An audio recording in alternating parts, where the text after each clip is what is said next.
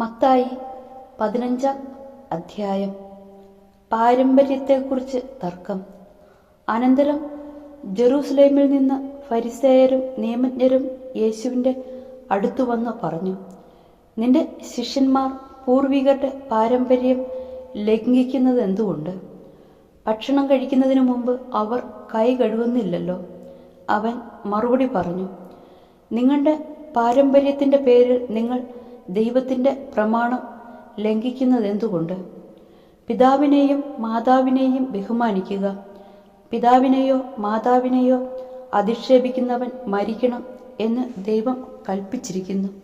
എന്നാൽ നിങ്ങൾ പറയുന്നു, ആരെങ്കിലും തൻ്റെ പിതാവിനോടോ മാതാവിനോടോ എന്നിൽ നിന്ന് നിങ്ങൾക്ക് ലഭിക്കേണ്ടത് വഴിപാടായി നൽകിക്കഴിഞ്ഞു എന്ന് പറഞ്ഞാൽ പിന്നെ അവൻ അവരെ സംരക്ഷിക്കേണ്ടതില്ല എന്ന്. ഇങ്ങനെ നിങ്ങളുടെ പാരമ്പര്യത്തിനു വേണ്ടി ദൈവവചനത്തെ നിങ്ങൾ വ്യർത്ഥമാക്കിയിരിക്കുന്നു. കപടനാട്യക്കാരെ, യേശയ്യ നിങ്ങളെപ്പറ്റി ശരിയായി തന്നെ പ്രവചിച്ചു. ഈ ജനം അധരം കൊണ്ട് എന്നെ ബഹുമാനിക്കുന്നു, എന്നാൽ അവരുടെ ഹൃദയം എന്നിൽ നിന്ന് വളരെ അകലെയാണ്. അവർ മാനുഷിക നിയമങ്ങൾ പ്രമാണങ്ങളായി പഠിപ്പിച്ചുകൊണ്ട് വ്യർത്ഥമായി എന്നെ ആരാധിക്കുന്നു. ആന്തരികവും ബാഹ്യവുമായ ശുദ്ധി.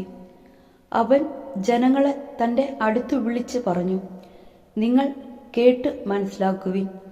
വായിലേക്ക് പ്രവേശിക്കുന്നതല്ല, വായിൽ നിന്ന് വരുന്നതാണ് ഒരുവനെ അശുദ്ധനാക്കുന്നത്. അപ്പോൾ ശിഷ്യന്മാർ അടുത്തു വന്ന് പറഞ്ഞു, ഈ വചനം ഫരിസേയർക്ക് ഇടർച്ചയുണ്ടാക്കിയെന്ന് നീ അറിയുന്നുവോ? അവൻ മറുപടി പറഞ്ഞു, എൻ്റെ സ്വർഗീയ പിതാവ് നട്ടതല്ലാത്ത ചെടികളൊക്കെയും പിഴുതുമാറ്റപ്പെടും. അവരെ വിട്ടേക്കൂ. അവർ അന്ധരെ നയിക്കുന്ന അന്ധരാണ്. അന്ധൻ അന്ധനെ നയിച്ചാൽ ഇരുവരും കുഴിയിൽ വീഴും. ഈ ഉപമ ഞങ്ങൾക്ക് വിശദീകരിച്ച് തരണമേ എന്ന് പത്രോസ് അപേക്ഷിച്ചു. അവൻ ചോദിച്ചു, നിങ്ങൾ ഇപ്പോഴും ഗ്രഹണശക്തി ഇല്ലാത്തവരാണോ? വായിൽ പ്രവേശിക്കുന്നവ ഉദരത്തിലേക്ക് പോകുന്നെന്നും അവിടെ നിന്ന് അത് വിസർജിക്കപ്പെടുന്നെന്നും നിങ്ങൾ ഗ്രഹിക്കുന്നില്ലേ? എന്നാൽ വായിൽ നിന്ന് വരുന്നത് ഹൃദയത്തിൽ നിന്നാണ് പുറപ്പെടുന്നതും അത് മനുഷ്യനെ അശുദ്ധനാക്കുന്നു. ദുശ്ചിന്തകൾ, കൊലപാതകം, പരസംഗം, വ്യഭിചാരം, മോഷണം, കള്ളസാക്ഷ്യം, പരദൂഷണം എന്നിവയെല്ലാം ഹൃദയത്തിൽ നിന്നാണ് പുറപ്പെടുന്നത്. ഇവയാണ് ഒരുവനെ അശുദ്ധനാക്കുന്നത്. കൈ കഴുകാതെ ഭക്ഷണം കഴിക്കുന്നത് ആരെയും അശുദ്ധനാക്കുന്നില്ല. കാനാൻകാരിയുടെ വിശ്വാസം. യേശു അവിടെ നിന്ന് പുറപ്പെട്ട് ടൈർ, സീദോൻ എന്നീ പ്രദേശങ്ങളിലെത്തി. അപ്പോൾ ആ പ്രദേശത്ത് നിന്ന് ഒരു കാനാൻകാരി വന്ന് കരഞ്ഞപേക്ഷിച്ചു, കർത്താവേ, ദാവീദിൻ്റെ പുത്ര, എന്നിൽ കനിയണമേ. എൻ്റെ മകളെ പിശാച് ക്രൂരമായി ബാധിച്ചിരിക്കുന്നു. എന്നാൽ അവൻ ഒരു വാക്കുപോലും ഉത്തരം പറഞ്ഞില്ല. ശിഷ്യന്മാർ അവനോട് അഭ്യർത്ഥിച്ചു, അവളെ പറഞ്ഞയച്ചാലും. അവൾ നമ്മുടെ പിന്നാലെ വന്ന് നിലവിളിക്കുന്നല്ലോ. അവൻ മറുപടി പറഞ്ഞു, ഇസ്രയേൽ ഭവനത്തിലെ നഷ്ടപ്പെട്ട ആടുകളുടെ അടുത്തേക്ക് മാത്രമാണ് ഞാൻ അയക്കപ്പെട്ടിരിക്കുന്നത്. എന്നാൽ അവൾ അവനെ പ്രണമിച്ച്, കർത്താവെ, എന്നെ സഹായിക്കണമേ എന്ന് അപേക്ഷിച്ചു. അവൻ പറഞ്ഞു, മക്കളുടെ അപ്പമെടുത്ത് നായ്ക്കൾക്ക് എറിഞ്ഞു കൊടുക്കുന്നത് ഉചിതമല്ല. അവൻ പറഞ്ഞു, അതേ കർത്താവെ, നായ്ക്കളും യജമാനന്മാരുടെ മേശയിൽ നിന്ന് വീഴുന്ന അപ്പക്കഷ്ണങ്ങൾ തിന്നുന്നുണ്ടല്ലോ. യേശു പറഞ്ഞു, സ്ത്രീയെ, നിന്റെ വിശ്വാസം വലുതാണ്. നീ ആഗ്രഹിക്കുന്നത് പോലെ നിനക്ക് ഭവിക്കട്ടെ. ആ സമയം മുതൽ അവളുടെ പുത്രി സൗഖ്യമുള്ളവളായി.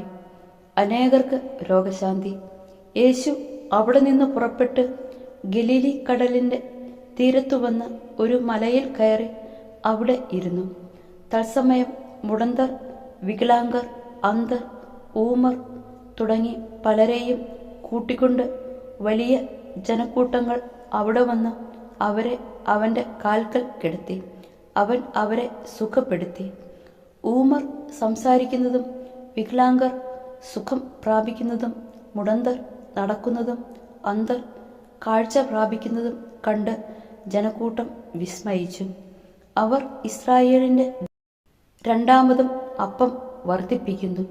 യേശു ശിഷ്യന്മാരെ വിളിച്ചു പറഞ്ഞു, ഈ ജനക്കൂട്ടത്തോട് എനിക്ക് അനുകമ്പ തോന്നുന്നു. 3 ദിവസമായി അവർ എന്നോടുകൂടെയാണ്.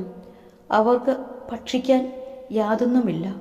വഴിയിൽ അവർ തളർന്നു വീഴാനിടയുള്ളതിനാൽ ആഹാരം നൽകാതെ അവരെ പറഞ്ഞയക്കാൻ എനിക്ക് മനസ്സു വരുന്നില്ല. ശിഷ്യന്മാർ ചോദിച്ചു, ഇത്ര വലിയ ജനക്കൂട്ടത്തെ തൃപ്തിപ്പെടുത്താൻ വേണ്ടത്ര അപ്പം ഈ മരുഭൂമിയിൽ എവിടെ നിന്ന് കിട്ടും? യേശു അവരോട് ചോദിച്ചു, നിങ്ങളുടെ പക്കൽ എത്ര അപ്പമുണ്ട്? അവർ പറഞ്ഞു, 7. കുറെ ചെറിയ മത്സ്യവും ഉണ്ട്. ജനക്കൂട്ടത്തോട് നിലത്തിരിക്കാൻ ആജ്ഞാപിച്ചിട്ട് അവൻ 7 അപ്പവും മത്സ്യവും എടുത്ത് കൃതജ്ഞതാ സ്തോത്രം ചെയ്ത് മുറിച്ച് ശിഷ്യന്മാരെ ഏൽപ്പിച്ചു. ശിഷ്യന്മാർ അത് ജനക്കൂട്ടങ്ങൾക്ക് വിളമ്പി. അവർ ഭക്ഷിച്ച് തൃപ്തരായി. ബാക്കി വന്ന കഷണങ്ങൾ 7 കുട്ട നിറയെ അവർ ശേഖരിച്ചു. ഭക്ഷിച്ചവർ സ്ത്രീകളും കുട്ടികളും ഒഴികെ 4000 പുരുഷന്മാരായിരുന്നു. ജനക്കൂട്ടത്തെ പറഞ്ഞയച്ചിട്ട് അവൻ വഞ്ചിയിൽ കയറി മഗദാൻ പ്രദേശത്തേക്ക് പോയി.